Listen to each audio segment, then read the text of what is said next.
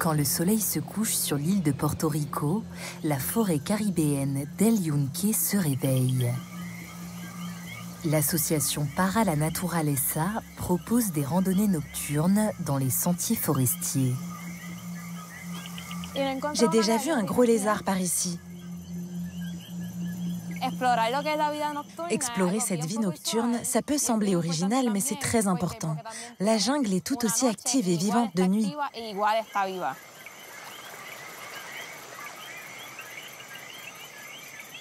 On peut entendre des bruits différents venant d'espèces animales noctambules qui jouent elles aussi un grand rôle dans l'évolution de la forêt et qui font partie de l'orchestre nocturne d'El Yunque. El Yunque, l'une des forêts tropicales les plus humides au monde, abrite plus de 150 espèces animales, dont certaines uniques, comme la petite grenouille arboricole coquille. La grenouille coquille est importante pour nous car elle représente notre foyer.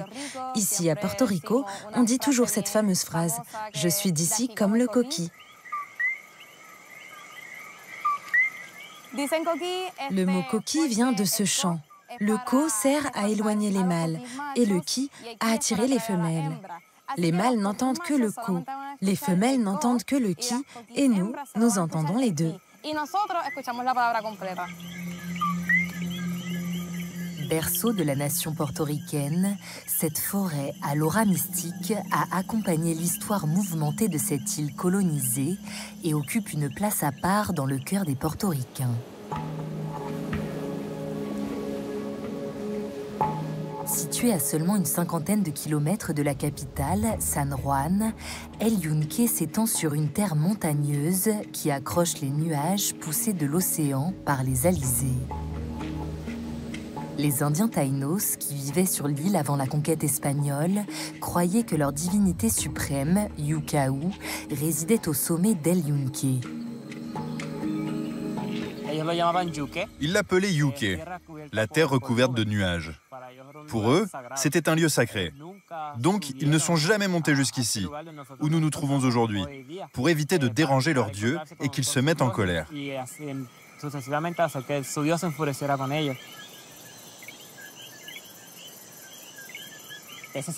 On a une sensation particulière quand on arrive ici sur cette montagne, quand on marche sur les sentiers, quand on atteint ces sommets. Je peux comprendre pourquoi c'était un endroit sacré pour eux.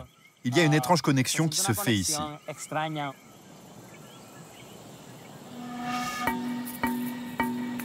On peut retrouver les traces des Taïnos en dessous de la ligne des 600 mètres d'altitude, avant la formation des nuages. Nous nous enfonçons dans la partie sud de la jungle, gorgée de rivières et de cascades, afin de rejoindre un site reculé que les Taïnos ont marqué de leur empreinte. Dernier témoin de cette civilisation, ces inscriptions dans la pierre sont appelées pétroglyphes. Beaucoup de sites de pétroglyphes sont très difficiles d'accès. Donc normalement, les touristes n'interagissent pas avec ces sites d'art rupestre parce qu'ils se trouvent dans des endroits où il n'y a pas forcément de sentiers.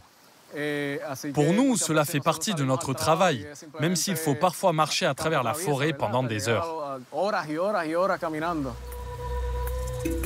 Ces pétroglyphes auraient été réalisés entre le XIIIe siècle et l'arrivée de Christophe Colomb sur l'île 2 siècles plus tard. Le pétroglyphe que vous voyez derrière moi est le pétroglyphe de la rivière Icacos. C'est l'un des plus complexes et des plus beaux stylistiquement que l'on connaît. Les pétroglyphes représentent les rites funéraires qui étaient pratiqués par les indigènes. Les civilisations précolombiennes des Caraïbes, en particulier ici à Porto Rico, enterraient leurs ancêtres d'une manière très spécifique. Ils les enterraient accroupis et non pas allongés comme nous. Ils enroulaient leur corps dans leur hamac et laissaient la tête en dehors. Ici, nous pouvons voir cette zone qui correspond essentiellement au nœud fait avec les cordes du hamac. Parce que le hamac était peut-être l'objet le plus précieux et le plus proche de la personne au cours de sa vie, car il était en contact avec cette personne toutes les nuits.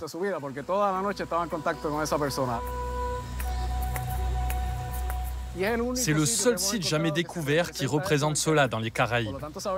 C'est donc un endroit très spécial, compte tenu aussi du panorama face à la mer. Les pétroglyphes donnent sur la vallée et sur la cascade. Pour leur rite funéraire, les Taïnos se rapprochent des points d'eau. Nous savons qu'à l'époque précolombienne, il y avait une dichotomie entre le jour et la nuit, entre le monde des vivants et celui des morts.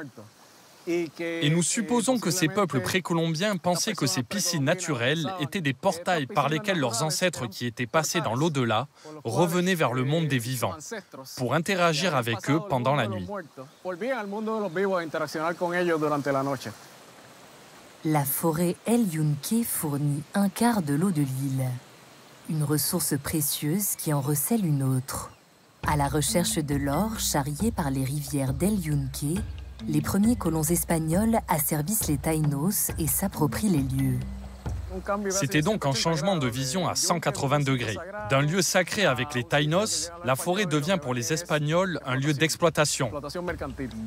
L'or n'est pas la seule ressource d'El Yunque qui intéresse les envahisseurs. Une grande partie du bois a servi à l'édification du vieux San Juan, capitale coloniale de Porto Rico. L'Europe aussi avait besoin de bois, en plus de l'or et de l'argent. L'époque de la Renaissance en Europe coïncide avec la conquête du Nouveau Monde, qui est apparu comme une sorte de grand supermarché où les Européens venaient se servir en matières premières. Pendant l'époque espagnole, les forêts portoricaines sont largement déboisées au profit de champs de canne à sucre ou de café. Les 10 000 hectares restants d'El Yunque deviennent réserve de la couronne espagnole en 1876, avant de changer à nouveau de propriétaire et d'usage.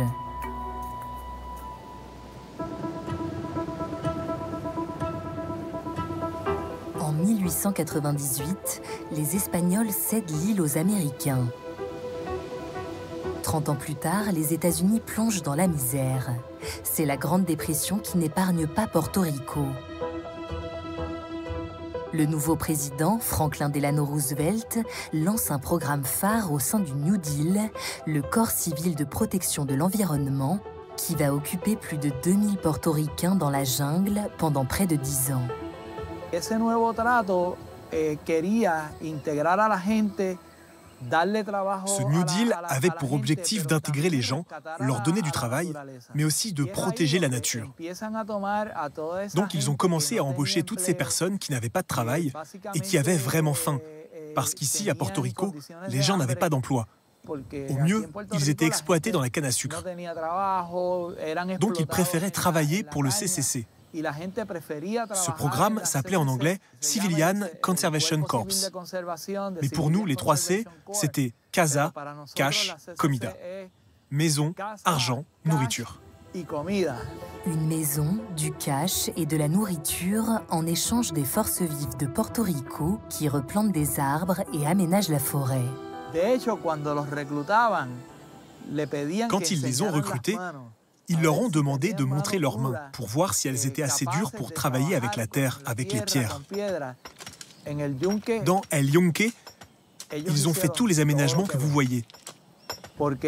Ils ont ouvert les sentiers, ils ont agrandi la route pour l'emmener jusqu'à l'autre bout de la forêt. Ils ont construit les tours d'observation. Ils ont fait les piscines comme Baño de Oro ou Baño Grande. Dans le sillage de la création des parcs nationaux américains, la forêt se transforme en un lieu récréatif dédié au public. Les Portoricains redécouvrent alors la forêt de leurs ancêtres. L'une des premières choses qu'ils ont faites, ça a été de planter des fleurs et d'arracher des lianes, des plantes grimpantes, pour que cela ne soit pas trop chaotique, mais que cela évoque quand même une forêt vierge primitive.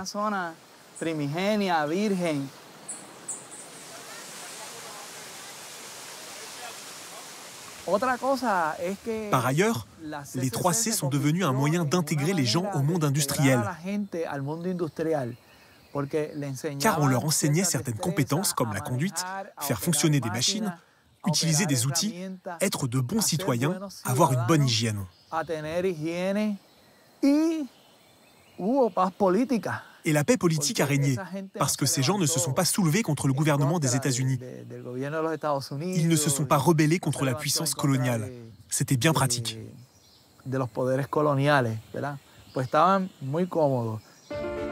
Dans les années 50, Porto Rico renonce à l'indépendance et signe un accord d'association avec les États-Unis, dont elle reste jusqu'à aujourd'hui l'une des dernières possessions. La forêt, qui a récemment repris officiellement le nom taïnos El Yunque, sous lequel la connaissent les portoricains, représente le dernier bastion de l'identité portoricaine. Je n'ai jamais été aussi heureux que les années où je travaillais dans cette forêt, parce que c'est sublime. C'est d'une beauté extraordinaire. C'est une thérapie pour nous, les portoricains.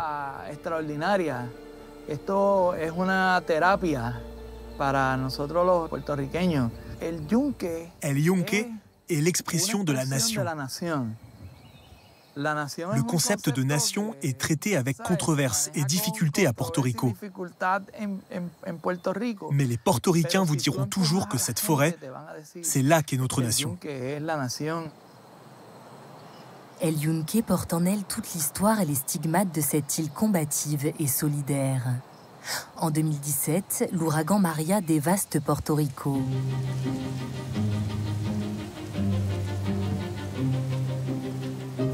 Depuis, des volontaires replantent la végétation et réhabilitent les sentiers de la forêt construits par les travailleurs des 3C.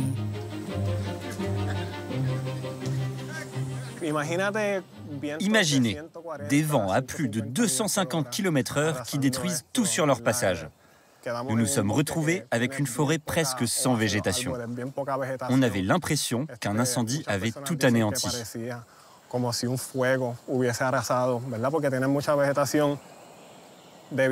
À cause de la quantité d'eau tombée pendant l'ouragan, une forte érosion a été observée sur les sentiers. Il y a eu beaucoup d'éboulements, de glissements de terrain, comme ici.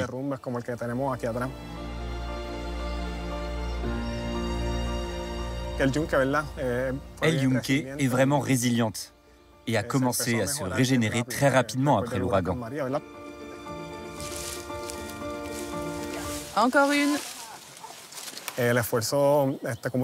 L'effort communautaire qui est survenu après l'ouragan Maria, c'est quelque chose qu'aucun portoricain ne peut oublier.